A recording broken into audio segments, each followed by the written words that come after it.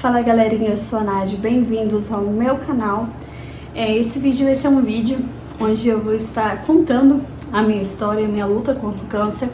Eu tinha deixado uma postagem lá na comunidade, né, para vocês deixarem as dúvidas de vocês referente a este assunto, porque eu vejo que todo vídeo que eu posto sempre tem uma pergunta ou outra, né, que surge, alguma dúvida que surge.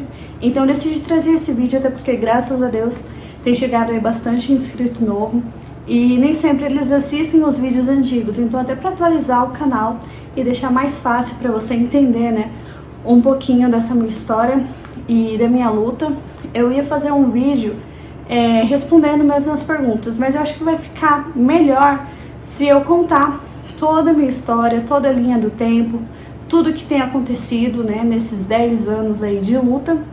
E assim, se tiver alguma dúvida que eu não estou esclarecendo, deixe aqui nos comentários, que daí eu posso trazer mais vídeos desses assim, né, para poder auxiliar você, ajudar você que está passando por um momento parecido. Você às vezes tem os mesmos sintomas e acha que é uma coisa besta, então te ajudar a ir, né, no médico, investigar qualquer coisinha, para que você tenha aí um diagnóstico cedo, precoce e te ajude aí nessa luta. E vai ser um vídeo assim, né, vou estar contando.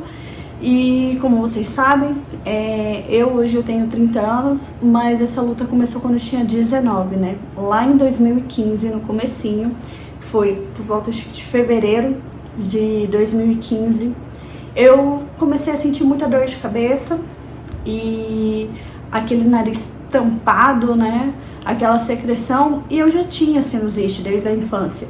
Então, na minha cabeça, é uma crise forte de sinusite. E era aquela sinusite assim, sabe, que não conseguia estar em ambiente claro. Quando me atacava mesmo a sinusite, eu ficava deitada no escuro e nada resolvia. Decidi ir, né, no otorrino. Eu já tinha o otorrino que me acompanhava, assim, porque eu já tinha tido essas crises de sinusites, né, como eu disse, desde a minha infância. E ele passou um antibiótico normal e já fazia muito tempo que eu não tinha nenhuma crise de sinusite, tá? Acho que a última vez eu tinha tido na adolescência, assim, no início da adolescência, e depois, com 19 anos, foi quando eu tive essa crise. E passou o antibiótico, tomei e não resolveu.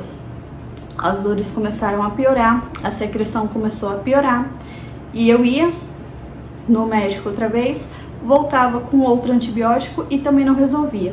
Então eu passei por essa troca de antibiótico aí umas 3, 4 vezes, tomando antibiótico forte que não resolvia.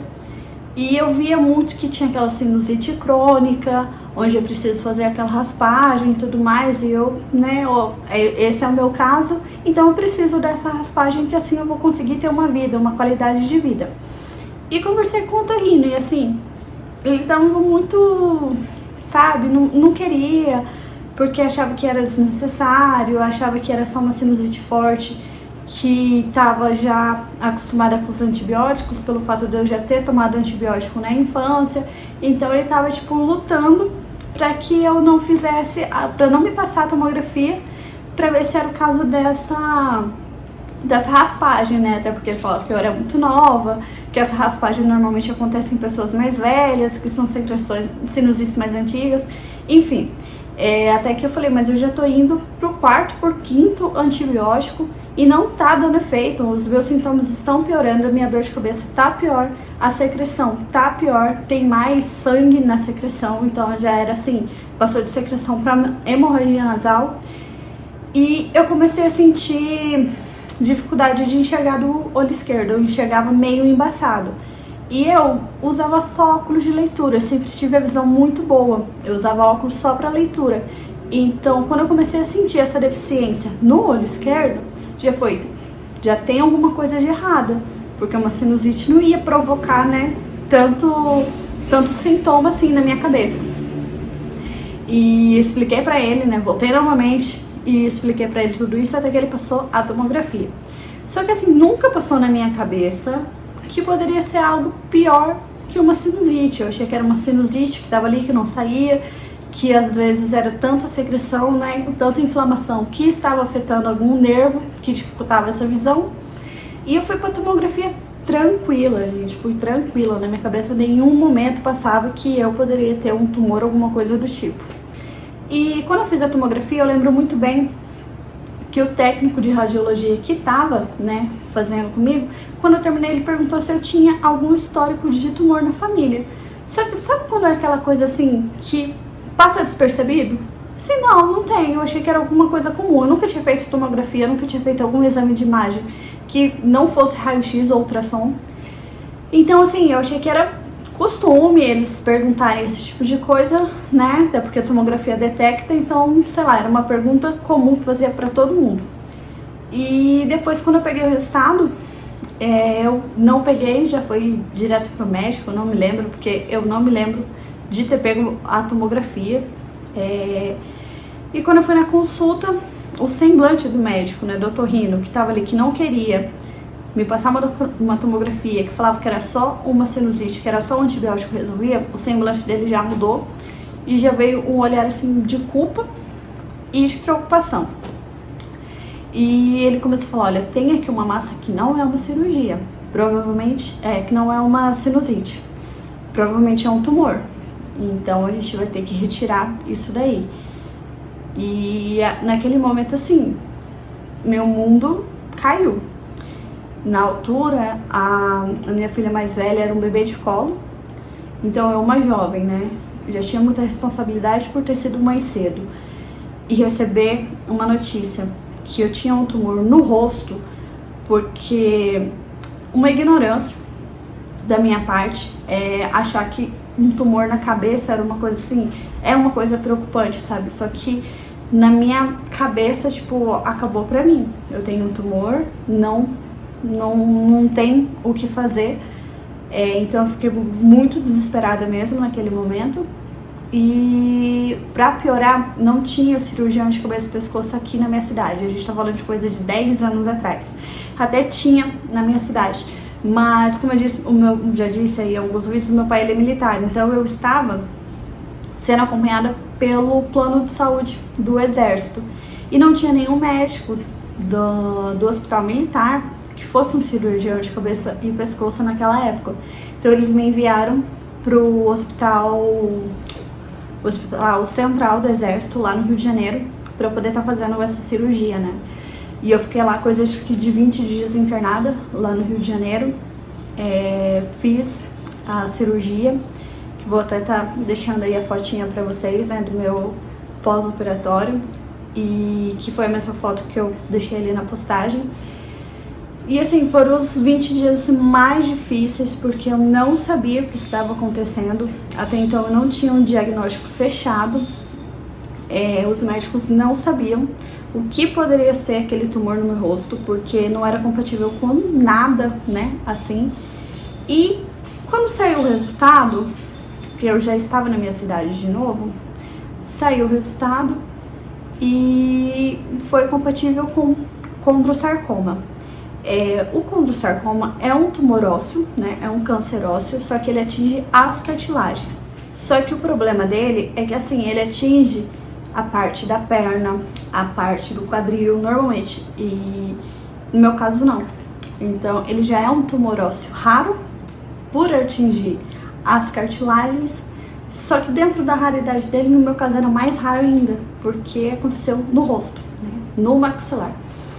Então os médicos não sabiam explicar, eles nunca tinham visto alguma coisa assim, e isso é uma coisa que eu luto até hoje, 10 anos nisso.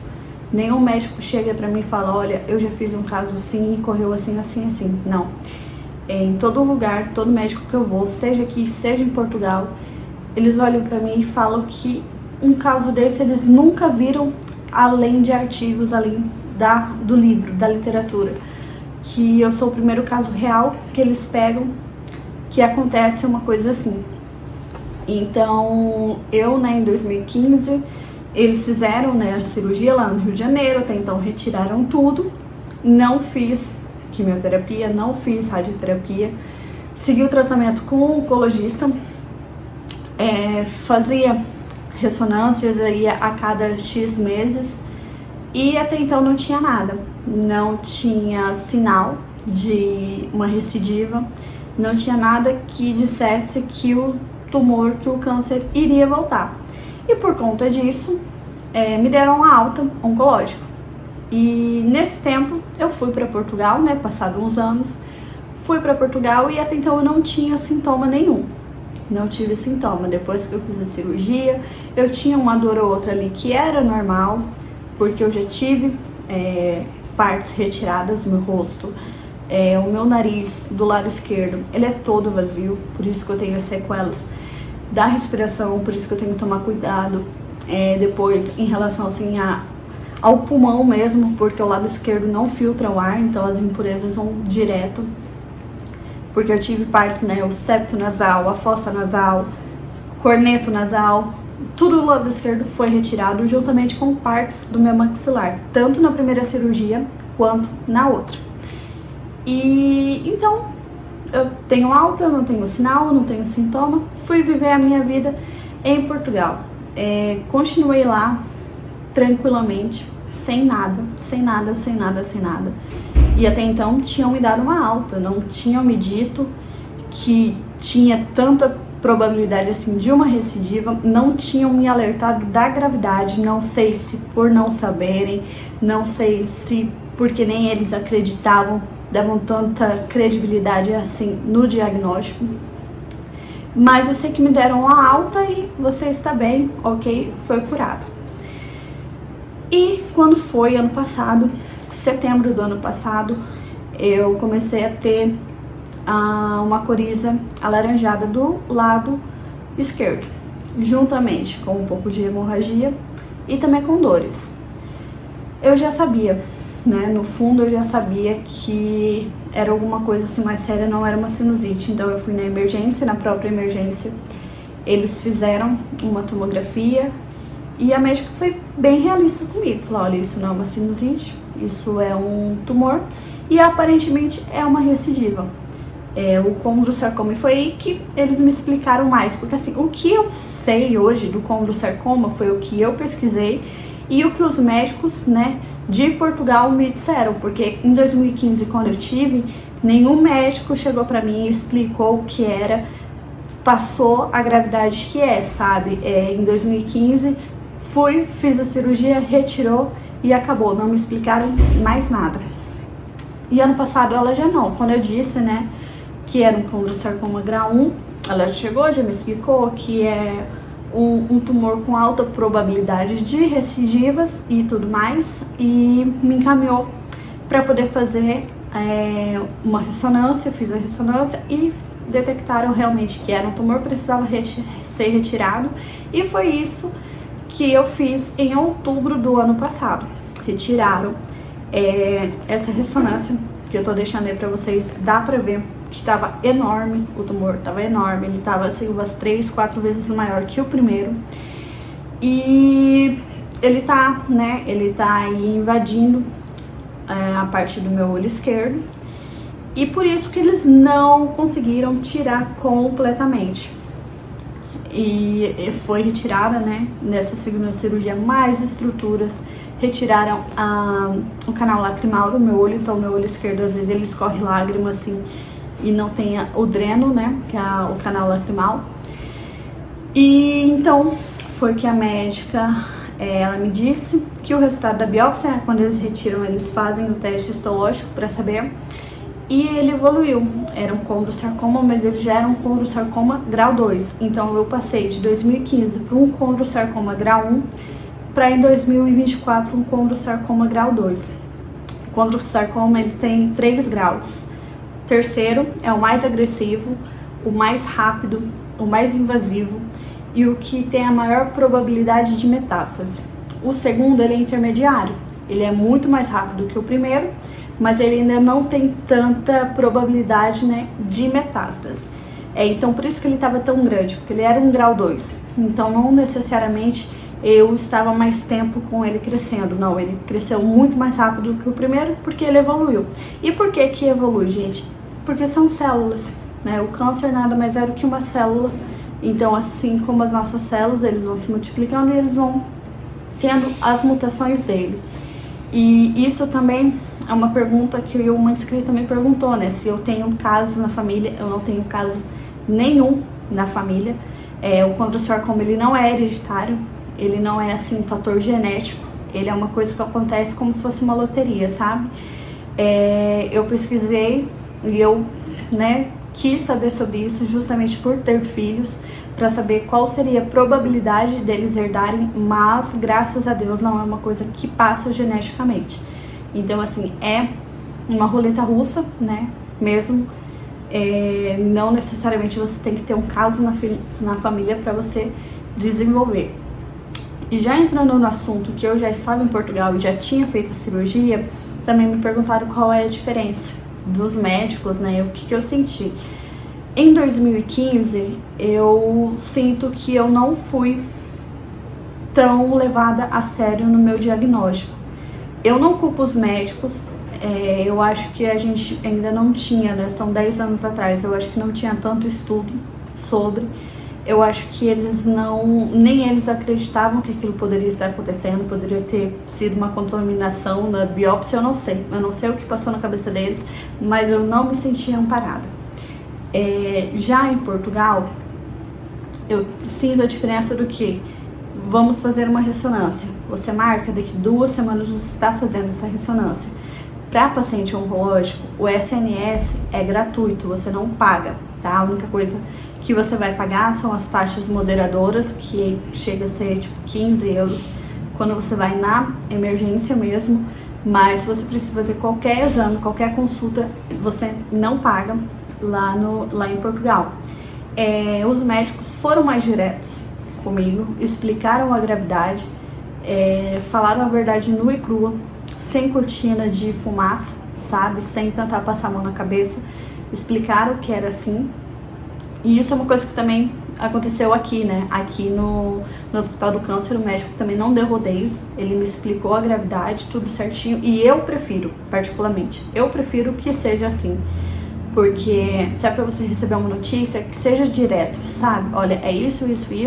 O realismo, né? Eu sou muito realista, então eu trabalho com a realidade, então eu gosto desse jeito dos médicos de Portugal. Tem gente que não gosta porque acha que eles são frios e tal, porque não é o tipo de médico que você vai sentar lá e você vai falar da sua vida, como tá a família, essas coisas, sabe? Você não vai conversar, não é um psicólogo, é um especialista que tá ali, então ele vai ser direto em relação ao seu diagnóstico, ao seu problema, na especialidade dele. Em relação ao exame, lá era melhor, né? Não ficava demorando tanto. O que você precisava fazia, se ia na emergência e era preciso, faziam uma tomografia em você. A única coisa que eu me queixo é que não me enviaram para o centro do oncológico, né? Eu fui tratada lá em Portugal só por otorrinos. Eu não tive uma consulta com o oncológico, então assim, é uma balança equilibrada. Aqui eu já tô tendo um tratamento oncológico e lá eu não tive. Lá eu tava à espera ainda, era só com otorrino, mas os exames eram mais fáceis que aqui, só que aqui eu tenho o especialista analisando o meu caso. Então assim, os dois lados são bons, só que aqui tem o fator de eu estar perto da família, né, é outra história. Mas assim, não reclamo de Portugal, assim como também não reclamo do tratamento que eu estou tendo agora. E então, voltei, né, pro Brasil, como vocês sabem. Voltei esse ano ainda, porque além do meu diagnóstico de ser um condrossarcoma grau 2, uma recidiva aqui, aumentou, né, o grau.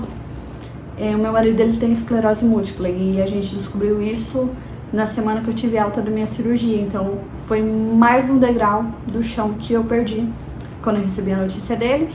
Então, a gente vamos pro Brasil, porque não dá mais pra gente ficar aqui com as crianças, os dois, com a saúde debilitada. Voltamos e passou um mês que eu tinha ido, né, no SUS para pedir um encaminhamento e consegui o Hospital do Câncer. Fui atendida e ele pediu, né, uma tomografia, porque era a primeira consulta. A primeira consulta é uma triagem.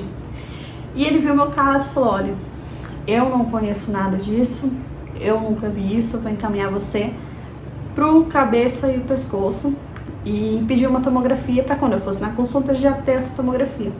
E foi aí que, não bastando todas as notícias ruins que eu já tinha tido, eu fiz a tomografia e lá estava outro tumor, gente. Eu fiz em outubro a cirurgia. Em janeiro eu fiz uma PET scan para ver se havia alguma metástase. Não havia nada. O que havia era uma inflamação que eu tinha no rosto, que não passava por nada. Por isso que eu ganhei muito peso, porque eu vivi muito no corticoide. Desde que eu fiz a cirurgia em outubro, até em março, por aí, eu estava tomando corticoide devido a essa inflamação. E voltando ainda para Portugal, o que a médica de Portugal me falou? A gente não conseguiu retirar tudo, e essa inflamação que estava ali, né? Tava ali, não ia embora, antibiótico, corticoide não resolve. E por isso que ela foi bem clara comigo, que eu até, tipo, né, comentei com vocês que eu gosto desse realismo, dessa realidade mesmo na cara, é que ela falou, olha, essa inflamação pra mim não é inflamação de cicatrização. Essa inflamação pra mim é o tumor que tá aí, é o câncer que tá aí resistindo, e por isso causa o processo inflamatório. Então assim, agora não tem como a gente fazer muita coisa, porque a cirurgia é recente, mas a gente vai continuar avaliando o seu caso. E por isso que eu ia constantemente lá, pra eles pegarem por uma sonda, né, conseguirem ver e tudo mais. E nesse tempo eu vim pro Brasil, trouxe todos os relatórios de lá, fiz essa tomografia e quando foi na consulta com o especialista, ele olhou pro resultado e basicamente, né, me disse que a probabilidade de ser uma recidiva é muito alta, gente. Eles não tinham tirado tudo, porque tá muito próximo ao olho. E quando eles foram abrir, né, que eles viram que realmente não tinha como retirar tudo sem comprometer. Então, eu já sabia que não tinham tirado tudo, só que ao mesmo tempo eu acreditava, né, que não, mas vai que eles tiraram grande parte, o que ficou não vai afetar muita coisa, né? Mas afetou. Eu tô aí com outro tumor. Já tava, né, com a cirurgia marcada para poder fazer uma biópsia, porque no meu caso não adianta fazer uma biópsia daquelas pelo nariz, uma sonda. Eles já tentaram, eles não conseguiram, eles vão ter que abrir novamente, como se fosse uma cirurgia para retirada, para fazer uma biópsia. E sendo, né, o câncer outra vez, eu tenho que retirar todo o maxilar e provavelmente o olho esquerdo também, porque também deve estar comprometido. E qual a maior preocupação disso tudo? Cresceu muito rápido. Na tomografia fala que ele já está invadindo muita... esqueci a palavra. Está invadindo muito os ossos, né?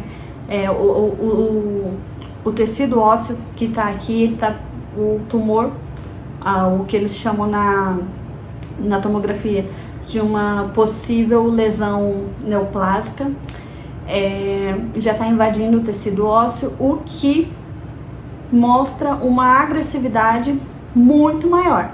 Então assim, além de ter outro tumor, tudo aponta para que seja uma recidiva já avançada pro grau 3, que é aquele último grau que, né, que chega destruindo tudo, dando metástase.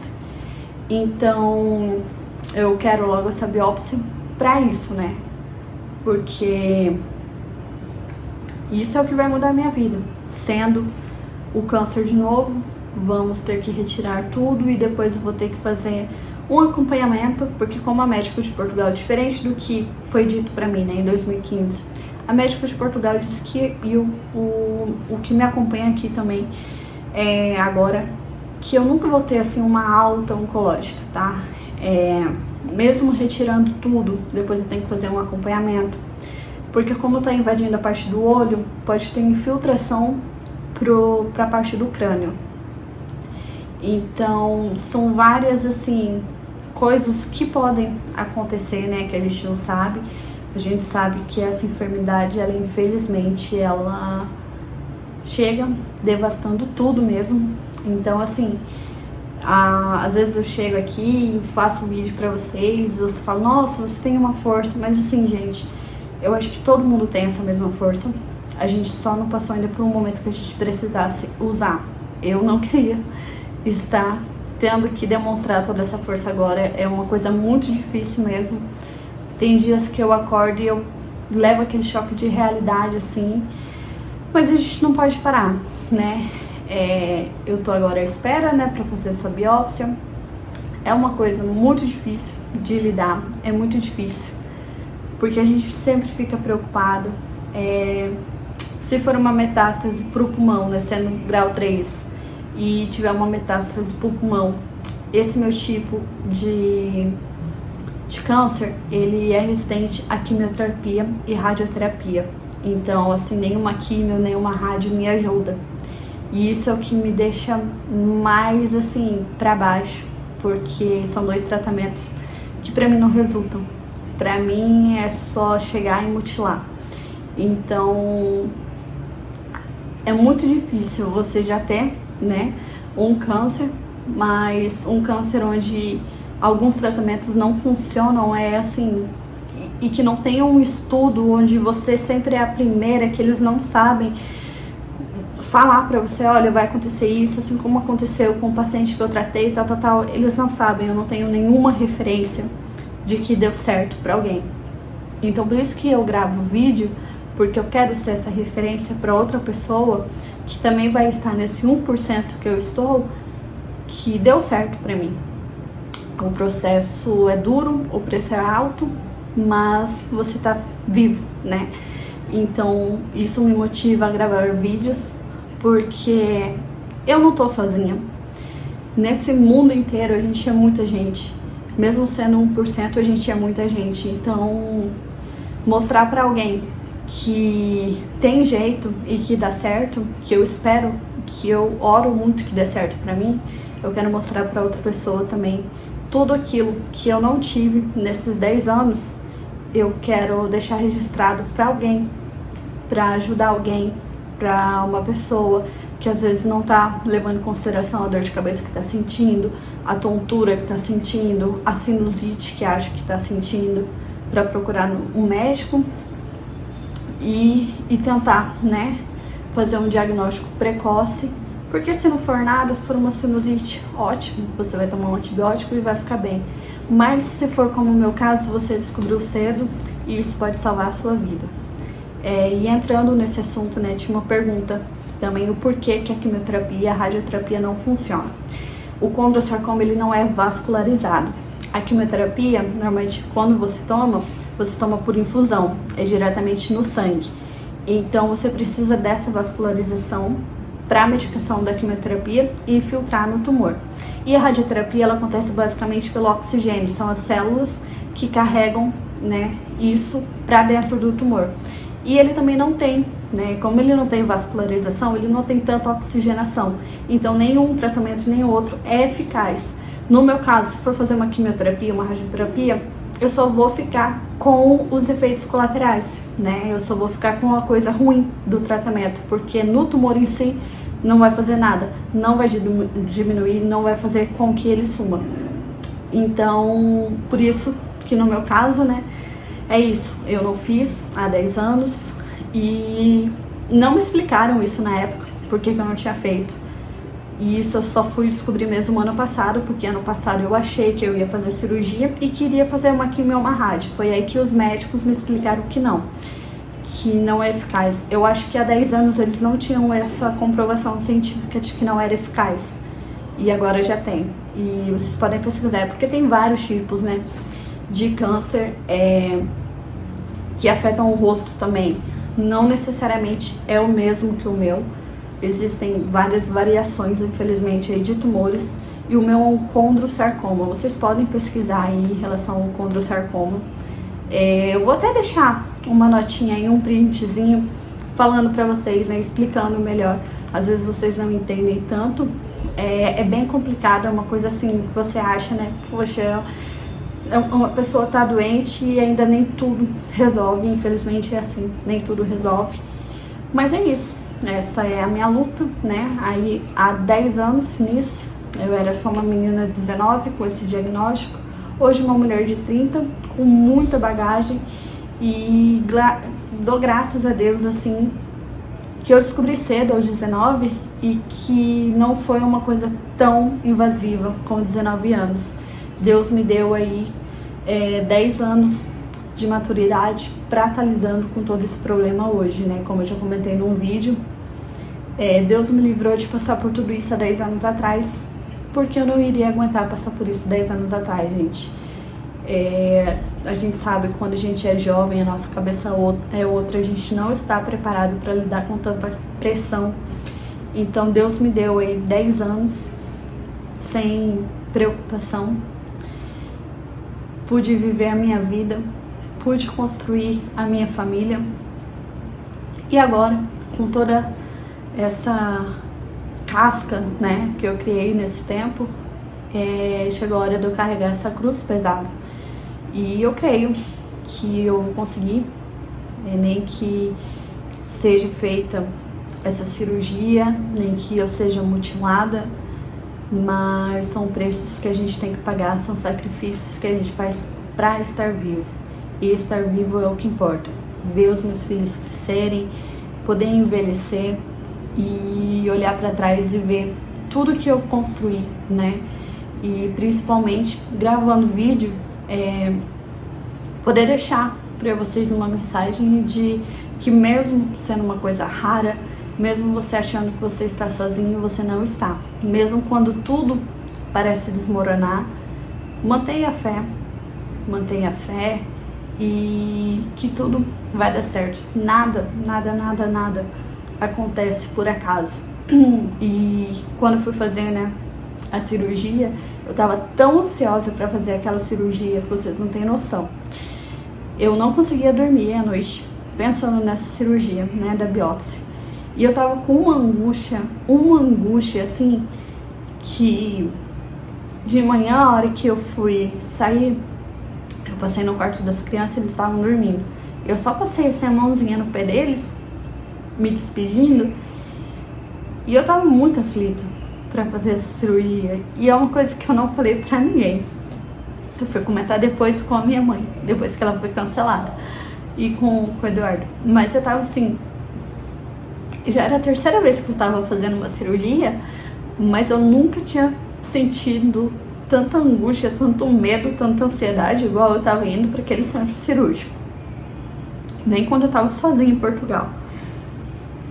E eu tava numa ansiedade, não me chamavam, me chamaram.